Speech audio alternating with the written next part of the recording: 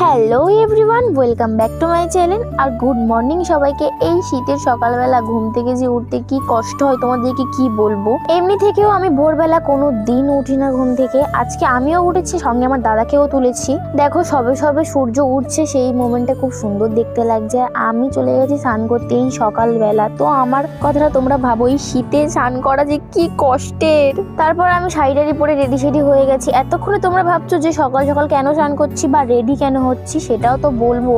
তার জন্য ভিডিওটা তোমাদের লাস্ট পর্যন্ত দেখতে হবে। সেই আমার লেটই হয়ে গেল। দেখো আমি সাজছি, তখনও ব্যান্ড পার্টিও চলে এসেছে। তাই আর বেশি ভিডিও করিনি। আমাকে কেমন লাগছে তোমরা অবশ্যই জানিও। আমার মা আবার তার ভেতরে এসে বললো যে দুটো খেয়ে নে, না হলে খিদে পাবে যেতে যেতে।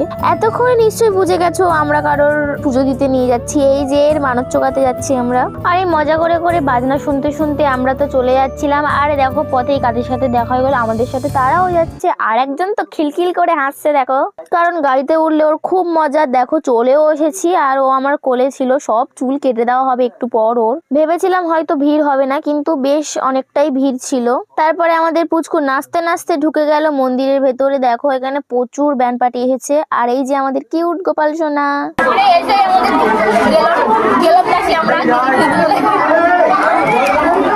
সামনে আসছে আমার বার্থডে, যদি কারোর গিফট দেওয়ার ইচ্ছে থাকে এরকম একটা পুতুল দিয়ে দিও।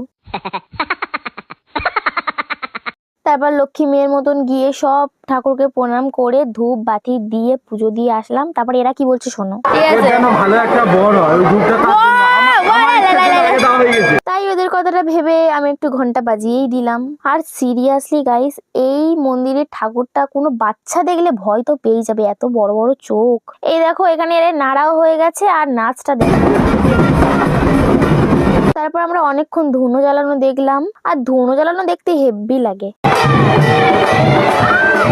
দেন ওখান থেকে এসে আমরা খেতে বসে গেছি মুড়ি আর তরকারি। তারপর বাচ্চাদের খাবারের সাথে আমি যোগ দিয়েছি। দেখো অমৃতা কি সুন্দর লাগছে, একটা বোতলও কিনেছি।